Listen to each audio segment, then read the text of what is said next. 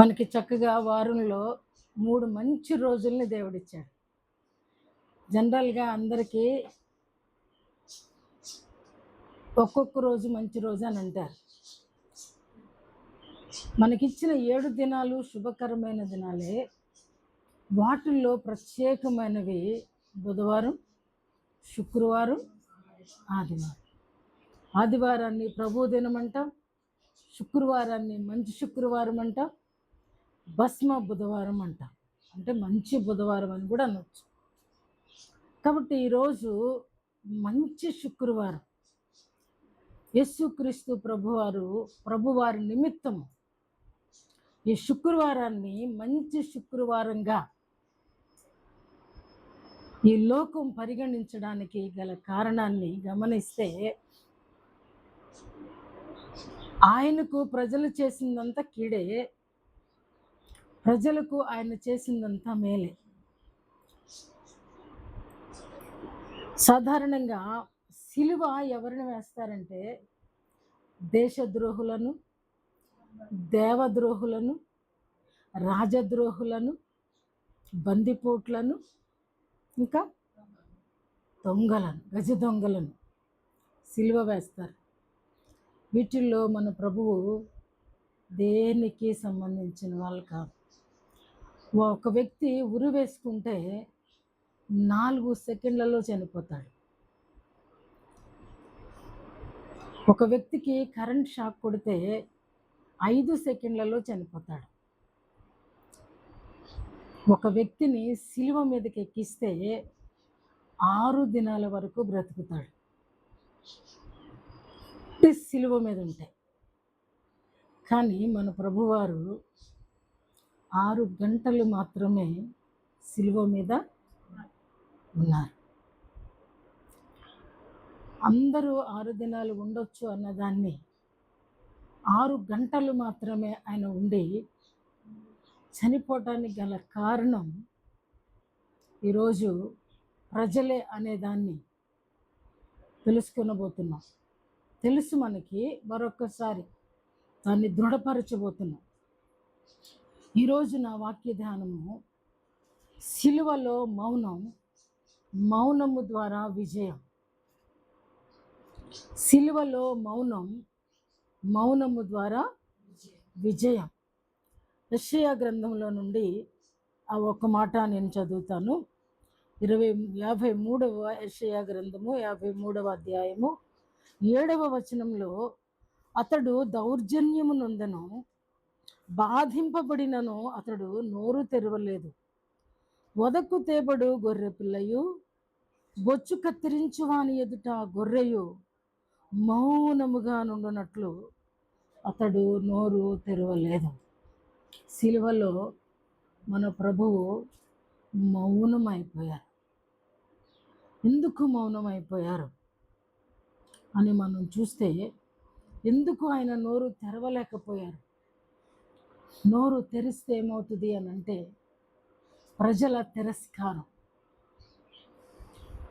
ప్రజల ఆక్రందనలు, ప్రజల కేకలు, ప్రజల యొక్క యాంగ్జైటీ చూస్తున్నారు. ఏమవుతుందో, విడిచిపెట్టేస్తారా, చంపేస్తారా?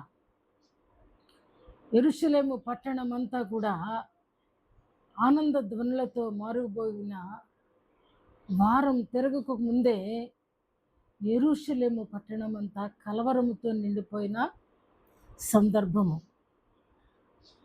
ఇక్కడ మనందరికీ తెలుసు, 4 స్వార్థికులు కూడా అద్భుతంగా రాశారు. ఒకరు తర్వాత ఒకరు ఒక 4 బైబిళ్ళు వరుసన పెట్టుకుని కూర్చుంటే, చివరి అధ్యాయాలలో వాళ్ళు అక్కడక్కడ రాసింది కూడా కాదు, మనందరికీ వెసులుబాటుగా ఉండడానికి వారి వారి చివరి అధ్యాయాలలో ఈ సిలువ మరణమును గూర్చిన మర్మములను వాళ్ళు పొందుపరిచారు. వాటన్నిటినీ మనం ధ్యానించినప్పుడు మొట్టమొదటిగా ఆయన మౌనము అని అన్నాను కదా. రెండో మాట కూడా క్రొత్త నిబంధనలో ఈ మాట ఎవరన్నా రాశారా అని అంటే, తన శిష్యుడైనటువంటి పేతురు భక్తుడు ఈ మాట రాశాడు. 1 పేతురు పత్రిక 2వ అధ్యాయం చూడండి. ఆ మాటలు 2వ అధ్యాయము 21 నుంచి 23 వరకు. క్రీస్తు కూడా ఉమ్, మీ కొరకు బాధపడి ఉమ్, మీరు తన అడుగుజాడలయందు నడుచుకొనున్నట్లు ఉమ్, మీకు మాదిరి ఉంచిపోయాను. ఉమ్, ఆయన పాపము చేయలేదు, ఉమ్, ఆయన నోటను ఏ కపటమును కనబడలేదు, ఉమ్, ఆయన దూషింపబడి ఉమ్. బదులు దూషింపలేదు. అమ్మా చాలు. ఆయన దూషింపబడి బదులు దూషింపలేదు. ఆయన నోరు తెరవలేదు. వచ్చు కత్తిరించు అని ఎదుట గొర్రె మౌనముగా ఉండునట్లు ఆయన నోరు తెరవలేదు. ఎంతమంది ఆయన మీద అభియోగం చేస్తున్నారని ఈ 4 సువార్తలలో నుండి నేను గ్యాదర్ చేసినప్పుడు మనుషులు మొట్టమొదటిగా కేకలు వేస్తూ ఉన్నారు. యెరూషలేము వీధులలోనేమో ప్రభు పేరట వచ్చు మహారాజు స్తుతించబడునుగాక, దావీదు కుమారునికి జయము. ఆయన చేతిలోనట ఖర్జూరపు మట్ట పెట్టి ఆయనంట దూషిస్తున్నారంట. ఇప్పుడు మొన్న ఊరేగావు కదా, ఖర్జూరపు మట్టలు పరిస్తే వాటి మీద ఊరేగావు కదా.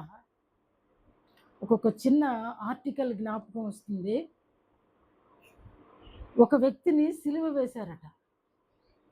సిలువ వేసినప్పుడు గ్రద్దొచ్చి ఆ 2 కండల్ని తన శరీరం నుండి పీకేసిందంట. ఆ సిలువ మీద ఉన్నటువంటి వ్యక్తి సంతోషంగా ఉంటాడండి. బ్రతుకున్నటువంటి వ్యక్తిని కండలు దాని ముక్కుతో పీకి వేస్తూ ఉంటే అంతకి చాలక ఆ గ్రద్దొచ్చంట తన గుడ్డును పొడిచి, కనుగుడ్డును పొడిచి ఆ కనుగుడ్డులో నుండి వస్తున్నటువంటి ఆ రక్తాన్ని కరుడుపారా తాగుతుంటే ఆ వ్యక్తి కేకలు, ఆర్తనాదం అది వర్ణించలేను అంటూ ఆ భక్తుడు ఆ శిలువ మరణాన్ని గురించి రాశాడు. అది విన్న నాకు 2 గాయాలు కాదు, ప్రభువారిని కూడా ఆ ముండ్ల కిరీటం ఆ తల మీద పెట్టి ఆ ముండ్ల కిరీటంలో నుండి కారుతున్న రక్తధారలు ఆ కళ్ళల్లో పడితే ఆయన కన్ను మూసుకుంటే ప్రజలు అంటున్నారంట, ఓయి బుద్ధి, నిన్ను గుద్దిన వారెవరో చెప్పు. ఇలాంటి కేకలు వింటున్నారా? ఆ గుద్దిన వారెవరో కళ్ళు మూసుకున్నావు కదా, నీవు దేవుడు అని చెప్పుకున్నావు కదా, ఇప్పుడు చెప్పు అని అన్నటువంటి ప్రజలు కేకలు ఈ యొక్క సువార్తికులు గ్రంథస్థం చేశారు. ఈ యొక్క మార్కు సువార్తికుడు ఇతడు మరణమునకు పాత్రుడు. 14:64 చూస్తే ఇతడు మరణమునకు పాత్రుడు. మనుషులు కేకలు వేస్తున్నారండి, ఇతడు మరణమునకు పాత్రుడు. ఇందాక అన్నాము, ఆ సిలువ వేసేటువంటి ఆ సరి సంఖ్యలో మన ప్రభువారు లేరు. ఆయన రాజద్రోహి, దేశద్రోహి, దేవద్రోహి, ఏ ద్రోహి కాదైనా. కానీ ద్రోహులైన వారే ఆయన ఏమని కేకలు వేస్తున్నారంటే, ఇతడు మరణమునకు పాత్రుడు, ఇతడు మరణమునకు పాత్రుడు. ప్రధాన యాజకుడు అంటున్నాడు, ఇతడు మార్కు సువార్తికుడే రాస్తున్నాడు 62-63లో, దేవాలయమును పడగొట్టి 3 దినాలలో కడతానన్నాడు ఇతను. కాబట్టి ఇతడు దేవదూషణ చేస్తున్నాడు. కాబట్టి ఆ నేరము ఆయన మీద మోపుతున్నాడు. ప్రధాన యాజకులు పిలాతు మాటలు గమనించినప్పుడు ఆయన పిలాతు అంటున్నాడు, నీ మీద ఇన్ని నేరాలు మోపుతున్నారు కదా, నువ్వు మాట్లాడవా? ఉత్తరమేమి చెప్పవా? బదులేమి నువ్వు బదులు మాట్లాడలేదు అంటే దాని అర్థం ఏంటండి? ఈ లోకరీత్యా మౌనము ఏమంటారు? అంగీకారం అంటారు. మౌనం అంగీకారం అంటారు. ప్రేమ అంటుంది అర్ధాంగీకారం, సగమే అంగీకరించడం అంట. మాట్లాడకపోతే అంటే సగం ఇంకా ఒప్పుకోలేదని. కానీ ప్రభువారు ఇక్కడ ఒప్పుకున్నట్టు కాదు, ఇక్కడ అంగీకారం తెలపటం కాదు. అవును, నేను ప్రగల్భాలు పలికాను, నేను దేవుని స్థానంలో ఉండి నేను చెప్పినట్టుగా చెప్పాను అనేది ఈ మౌనానికి అర్థం అది కాదు. ఆయన మౌనముగా ఉన్నాడంటే ప్రవచనాన్ని ఆయన నెరవేరుస్తున్నాడని, తనకు ముందు తన పుట్టకు ముందు పలికినటువంటి ప్రవచనాలన్నింటినీ కూడా ఆయన ఈరోజు నెరవేరుస్తున్నాడు. ఇందాక సమాప్తం అన్నారు కదా, అదిగో ఆయన చెప్పినటువంటి ప్రతి మాట ఆ కల్వరిలో సహిస్తూ, ప్రజల దూషణలు ద్వేషణలు సహిస్తూ ఇద్దరు అబద్ధ సాక్షులను తీసుకొచ్చారు. వాళ్ళు చెప్తున్నారు, ఇతడు దేవాలయాన్ని పడగొట్టి 3 రోజులు లేపుతానన్నప్పుడు మేము విన్నాం, మేము సాక్షులము అని చెప్పేసి దాన్ని మత్తయి సువార్తికుడు రాస్తున్నాడు 26-61లో. అప్పుడు కూడా అంటున్నారు, నువ్వు ఉత్తరమేమి కూడా చెప్పవా, నువ్వు అన్నావట, నీ మీద ఇద్దరు వచ్చి సాక్ష్యం పలుకుతున్నారు, నువ్వు మౌనంగా ఉంటే ఎలా? కానీ మౌనము విజయానికి నాంది. విజయము వైపుగా తన అడుగులు పడుతున్నాయి. ప్రజలు కేకలు వేస్తూ ఉన్నప్పుడు ఆ కేకలకు బదులు ప్రభువు వాళ్ళ కేకలను ఆయన లోపలికి తీసుకుంటూ, ఆయన లోపల నుంచి మౌనములో నుంచి ప్రభు అంటున్నమాట, వీరేమి అరుస్తున్నారో, వీరేమి ఆలోచిస్తున్నారో, వీరు దేని గురించి ఏ రీతిగా మాట్లాడుతున్నారో వీరికి తెలియదు. మౌనములో నుండి ఆధ్యాత్మికమైన ప్రభువు కేక.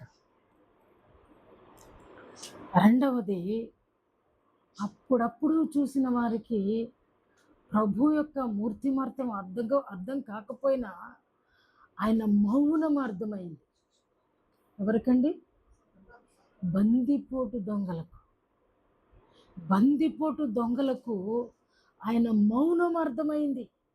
అరే, ఇంత దూషిస్తున్నారు, 2 మేకులు కొట్టారు, పైన మేకులు కొట్టారు, ముండ్ల కిరీటం పెట్టారు, ఇంతగా పరిహాసం చేస్తున్నారు, ఇంతగా దూషిస్తున్నారు, బదులేమీ మాట్లాడలేంటి ఈయన. అందుకే మొదటి వాడికి అర్థం కాల, ఎందుకు ఇదంతా నువ్వు భరించడం, నువ్వు దూకి మమ్మల్ని కూడా రక్షించంటున్నాడు. కానీ దేవుడు తన గుండెను తెరిచినప్పుడు, అయ్యా, ఇంత సహిస్తున్నావంటే, ఇంత భరిస్తున్నావంటే, ఇంత ఓర్చుకుంటున్నావంటే, ఇంత వహిస్తున్నావంటే నిజంగా నువ్వు దేవుడివే. కాబట్టి దేవుడు అన్నవాడికి ఒక రాజ్యం, రాజు అనేవాడికి ఒక రాజ్యం. అయ్యా, నన్ను కూడా జ్ఞాపకం చేసుకుంటావా? ఎవరికి విడుదల వస్తుందండి? ఆయన తీసుకుంటున్నాడు, కానీ ఆయన లోపల నుండి ఆయన విశ్వసించిన వారికి విడుదల వస్తుందండి. ఎవరైతే అమ్మలారా నా కోసం ఏడుస్తున్నారన్నారే, వారందరూ ఏడ్చేవారని అంటున్నారు. అమ్మా, వీళ్ళు ఏం చేస్తున్నారో వీళ్ళకి తెలియదు, కానీ నేను మౌనంగా ఉండి, ఈ మౌనములో నుండి, ఈ ఓర్చుకోవటంలో నుండి నా కొరకు నిరీక్షించే వాళ్లకు నేను రిలీజ్ చేస్తున్నాను. అదేమిటి అని అంటే క్షమాభిక్ష.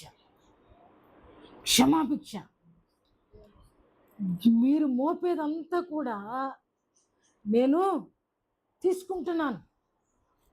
మీరు నింద మోపినా, అవమానం మోపినా, క్షమ మోపినా, శిక్ష మోపినా, నేరము మోపినా, ఏది మోపినా అది ఆయనలోకి వెళ్ళి జీర్ణమైపోతుందంట. ఆయనలోకి వెళ్ళిపోతున్నాయి. ఆయన భరించేస్తున్నాడు. ఆయన ఇంకా ఇంకా ఇంకా ఇంకా పెయిన్ఫుల్ అయిపోతున్నాడు. కానీ ఆ నొప్పిలో నుంచి ఒకవైపు ఆయనలో ఉన్నటువంటి రహస్యమైన విజయము ప్రజలకు విడుదలవుతుంది. యాక్చువల్లీ సిలువ ప్రభు అంతా 6 అడుగులు 7 అడుగులు లేదు. ప్రభువును సిలువేసినప్పుడు ఏం చేశారండి? బెండ్ చేశారండి. ప్రభువును వంచారు.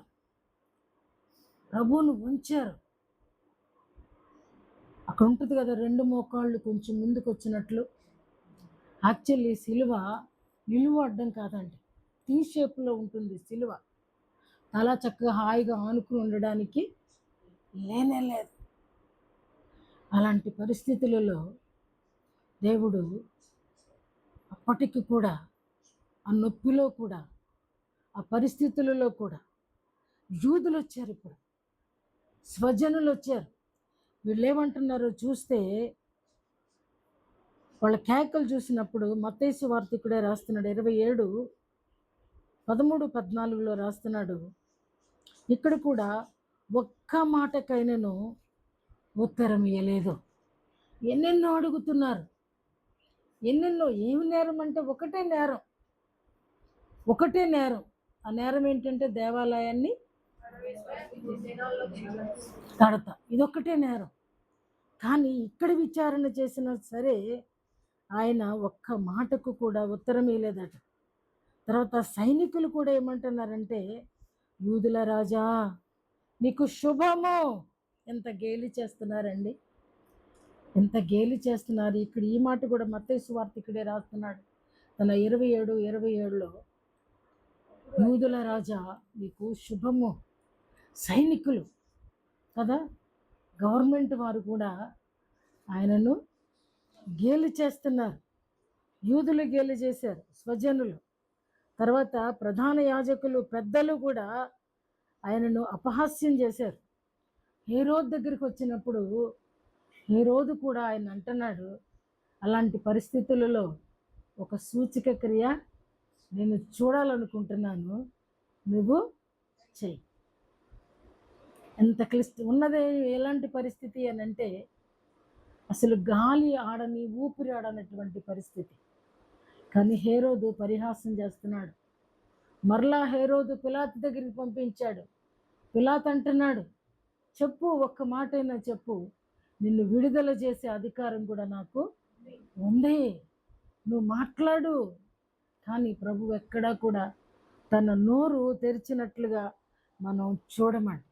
ఇంచుమించు 6 ప్లేసెస్లో ఆయనను ఏమంటారు, వాదించడం, 6 ప్లేసెస్లో ఆయన్ని విచారణ చేశారు.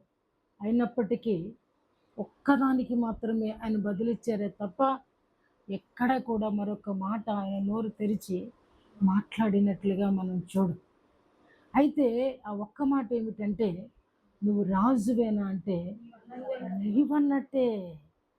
నీవన్నట్టే. కాబట్టి ఈ సందర్భాలలో మనం చూసినప్పుడు ఆ దాహము కొనుచున్నాను. ఆ శిలువ మీద ఉన్నప్పుడు నిజంగా ఆ యొక్క ముండ్ల కిరీటం పెట్టిన తర్వాత ఆ తలలో ఉన్న రక్తం అంతా కూడా బయటికి వెళ్ళిపోయింది. చేతుల్లో ఉన్న రక్తం, బాడీలో ఉన్న రక్తం అంతా కూడా ఈ శీలల ద్వారా వెళ్ళిపోయింది. సాధారణంగా రక్తం లేని వ్యక్తి అనుభవించేది ఏమిటి అంటే, మొట్టమొదటిగా ఊపిరి తీసుకోవడం కష్టం. అంటే గుండె కొట్టుకొనుట చాలా ఎక్కువైపోయినప్పుడు మీరంతా ఊపిరి పీల్చుకోండి. ఎలా అంటారు?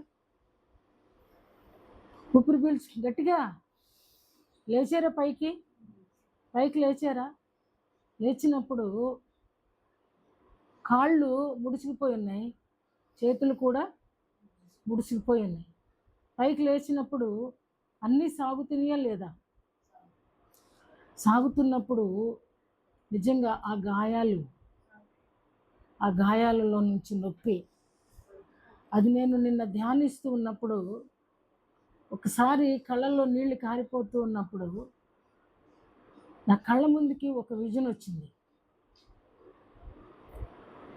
ఒక సిల్క్ క్లాత్ని చింపిరిగా మనం కట్ చేసేసి దాన్ని రక్తంలో ముంచి అలా పట్టుకుంటే ఎలాగ ఉంటుందో ఇమాజిన్ చేయండి. అలాగా ప్రభువారు కనబడ్డారండి.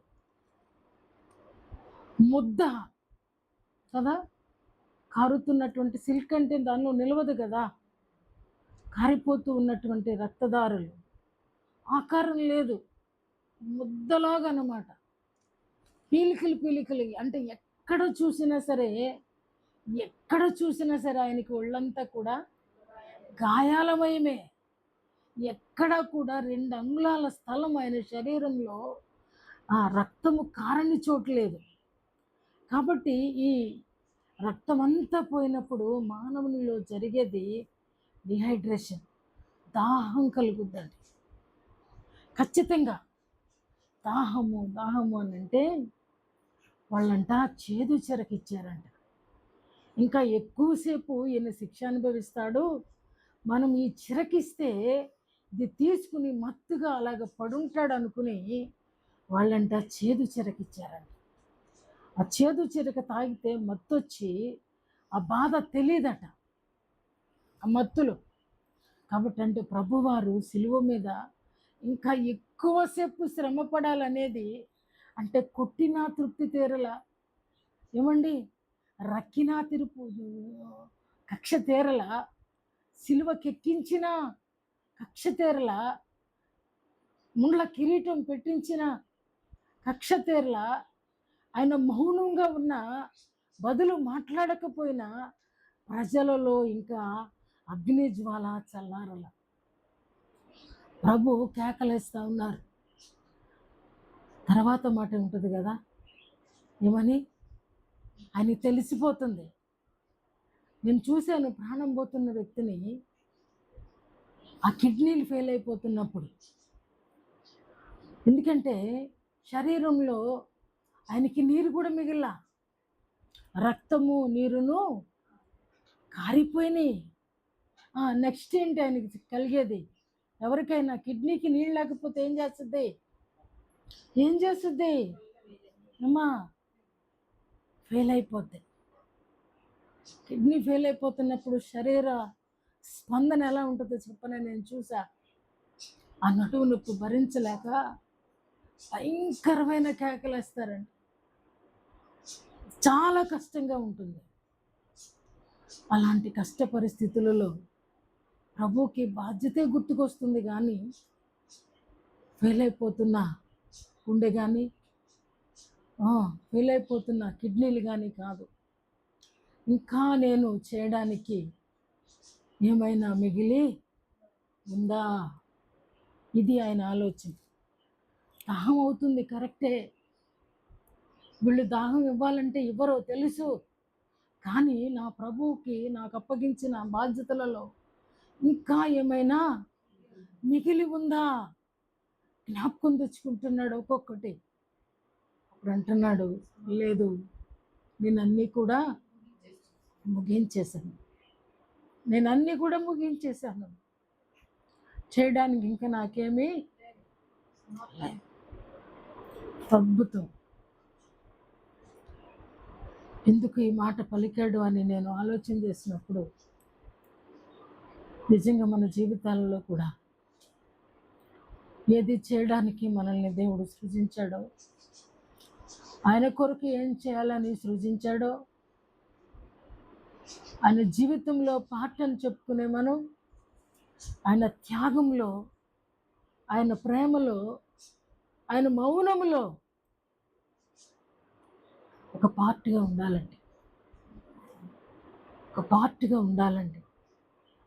6 గంటలలో ఆయన అనుభవించినటువంటి శ్రమను పోల్చుకుంటే ఆ బాధ వైపే కాలు రాదు.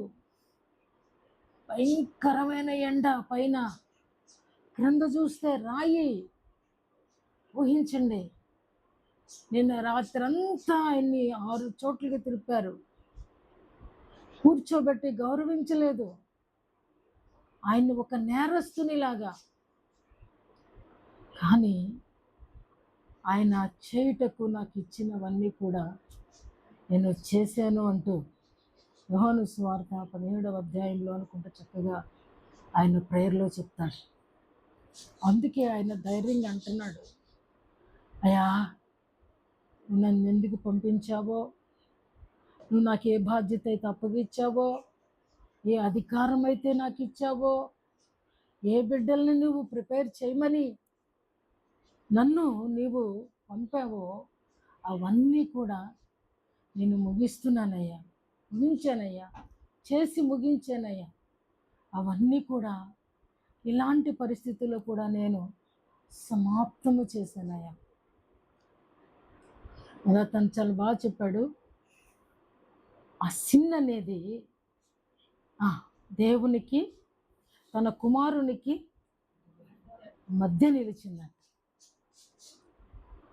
నిజమే, పాపం అనేది మన దేవునికి మనకు ఎడబాటును కలిగించే విధముగా అడ్డముగా నిలిచింది.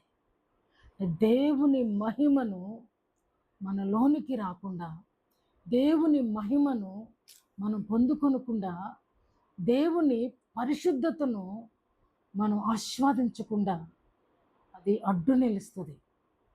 కాబట్టే మానవుడు దేవునికి దూరంగా జరిగిపోతాడు. ప్రతి వాని జీవితంలో ఇది ఒక పీరియడ్ ఆఫ్ టైం ఉంటుంది. కానీ ప్రతి మానవుడు కూడా దేవుని ప్రణాళిక నా జీవితంలో అనేది ఆలోచించే పీరియడ్ కూడా దేవుడు ఒకటి ప్రతి వ్యక్తికి ఇస్తాడు. ప్రతి వ్యక్తి కూడా దేవుని కృపను తలపోసుకునే సమయం. కానీ ఆ సమయం ఈ సమయమే. అరే, నువ్వు సంవత్సరం అంతా కూడా అలాగే ఉన్నా సరే, కనీసం ఓ మంచి శుక్రవారాన్న ఓ మంచిని గురించి ఆలోచించాయి. ఓ మంచిని నువ్వు తీసుకో, ఓ మంచిగా నడుచుకో, ఓ మంచిలోనికి రా, మంచిని ఆస్వాదించు అని చెప్పేదే. అందుకే దీనికి ప్రపంచంలోనే పేరు గుడ్ ఫ్రైడే. ప్రపంచమే దీన్ని ఆమోదించింది, ఇది మంచి శుక్రవారం అని. కల్వరిలో మన కొరకు ఇంత పేతురు పత్రికలో చదివాం, తన్ను తానే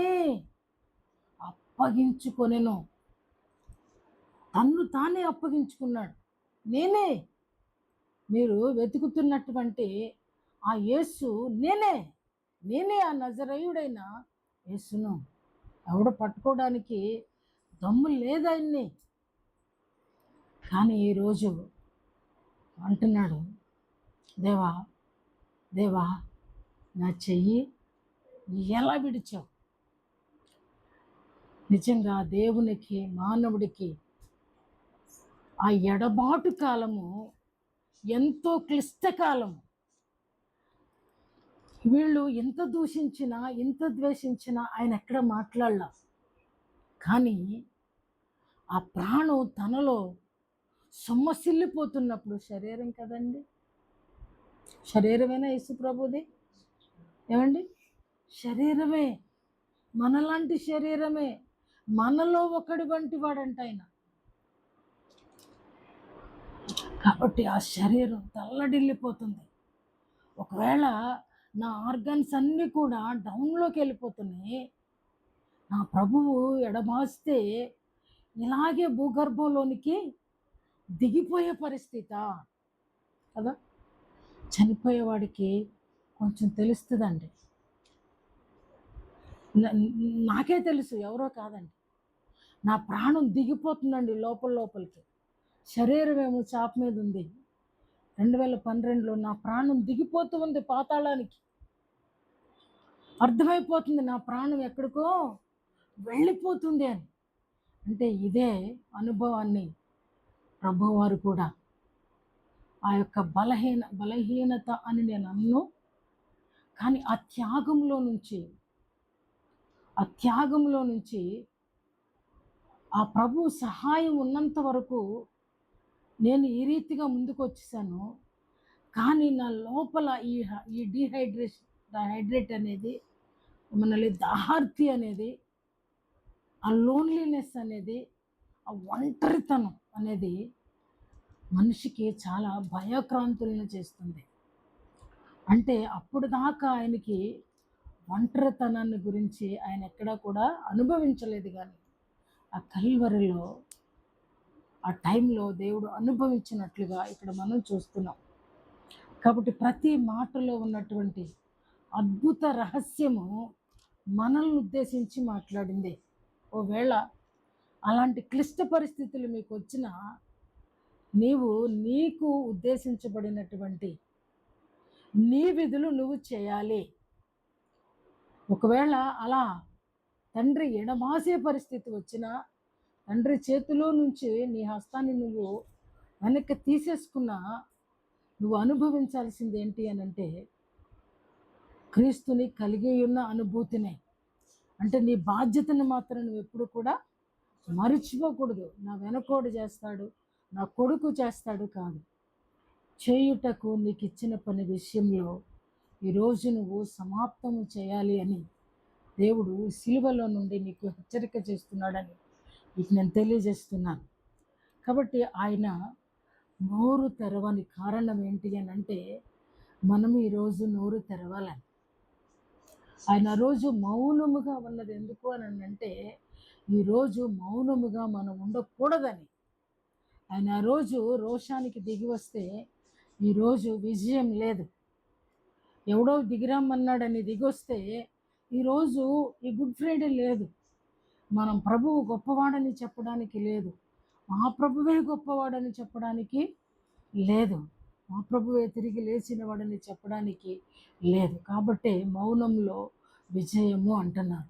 ఆ విజయాన్ని గురించి విజయ జెండా ఎగురవేసే ధన్యత ఈ సర్వ మానవాళి ఆ రోజు ఆయనను కేకలు వేసిందో, ఏ సర్వ మానవాళి ఆయనను ఆ రొమ్ము కొట్టుకుంటూ ఏమండి కేకలు వేసిందో, ఈరోజు అదే సర్వమానవాళి నోరు తెరచి కేకలు వేయాలి. ఏమని? ఏమని? యేసే నా కొరకు రక్షకుడు, నన్ను రక్షించినవాడు. దొంగ కేక వేస్తున్నాడు. యేసు, యేసు, నీ రాజ్యములో నన్ను జ్ఞాపకం చేసుకో. దొంగకు అర్థమైపోయింది యేసయ్య అంటూ. ఇంకా దొంగలాగా ఉంటే, మొదటి దొంగలాగా ఉంటే మనం ఎప్పటికీ దొంగలమే. దొంగలకు దేవుని రాజ్యం లేదు, అబద్ధికులకు దేవుని రాజ్యం లేదు, పరిశుద్ధత లేని వారికి దేవుని రాజ్యం లేదు. కాబట్టి ఎవరైతే యేసు ప్రభు వారిలాగా పరిశుద్ధతను కాపాడుకుంటారో, పరిశుద్ధతను ధరించుకొని ఉంటారో, అబద్ధము, మోసము, ధనాపేక్ష, సమస్త కీడుల నుండి విసర్జించబడిన వారై దారిద్ర్యతను అనుభవించిన క్రీస్తుని కలిగి ఉంటారో, దారిద్ర్యతను కోరుకొని రిక్తునిగా చేయబడిన మన ప్రభువును ధరించుకుంటారు. వారే ఆ క్రీస్తుని గురించి మాట్లాడగలరు, ప్రకటించగలరు, ప్రభుతో నడవగలరు, ప్రభుతో సహవాసం చేయగలరు. కొన్ని సందర్భాలలో ఎక్కడన్నా మన పాదం ఇరుకులో పడినా, కొన్నిసార్లు మన టంగ్ స్లిప్ అయినా, కొన్నిసార్లు మన మనసు జారిపోయినా, దైవత్వం అనేది మనలో ఓ మూలన దాగి ఉంటుంది కాబట్టి అది ఆ వ్యక్తులను నిలబెడుతుంది. ఇందాక తను జ్ఞాపకం చేసినటువంటి దావీదును, యోబును, తర్వాత ప్రతి భక్తుల్ని కూడా ఆ చిన్ని అవకాశం నుండి పెద్ద అవకాశంలోనికి నడిపిస్తుంది. కాబట్టి ఈరోజు ఈ మంచి శుక్రవారాన్ని ఆరాధిస్తున్నటువంటి మనము నిజంగా ఆ రోజు కేకలు వేసిన వారు ఎంతమంది ఆ రక్షణలో పాలు పొందారో నాకైతే తెలియదు. కానీ ఈరోజు వారందరూ వేసిన కేకలు మనం నేటికి వేస్తూ ఉంటే మన గతి ఏమిటో కూడా మనం తెలుసుకోలేమని జ్ఞాపకం చేస్తూ, ఈరోజైనా ఈ సమయం అందైనా ప్రభువుని వేడుకొని, ప్రభువుని కలిగి, ప్రభు త్యాగాన్ని గుర్తించి, ప్రభువా నా కోసమేనయ్యా, నా కోసమేనయ్యా, ఇది నా కోసమేనయ్యా అని దీవెనిచ్చేటప్పుడు ఇది నాదే, ఆమేన్, నాకు కలుగును గాక అని చెప్తాం. అలాగనే ఇలాంటి త్యాగం వచ్చినప్పుడు కూడా ప్రభువా నా కొరకేనయ్యా, నా కొరకే, నా సొంతం కోసమేనయ్యా, నా ప్రాణాన్ని రక్షించడం కొరకేనయ్యా, నా ప్రాణాన్ని దానం చేసిన వాడవు నీవేనయ్యా అంటూ నిజంగా మనము అలా కేకలు వేయగలిగినప్పుడు అద్భుతమైన ఆత్మస్వస్థత, శారీరక స్వస్థత, మానసిక స్వస్థత అన్ని స్వస్థతలు దేవుడు మనకిచ్చి ఈ యొక్క గుడ్ ఫ్రైడే ద్వారా దేవుని శుభములు ఆశీర్వాదములతో మనలందరినీ నింపి పంపించును గాక. ఆమేన్.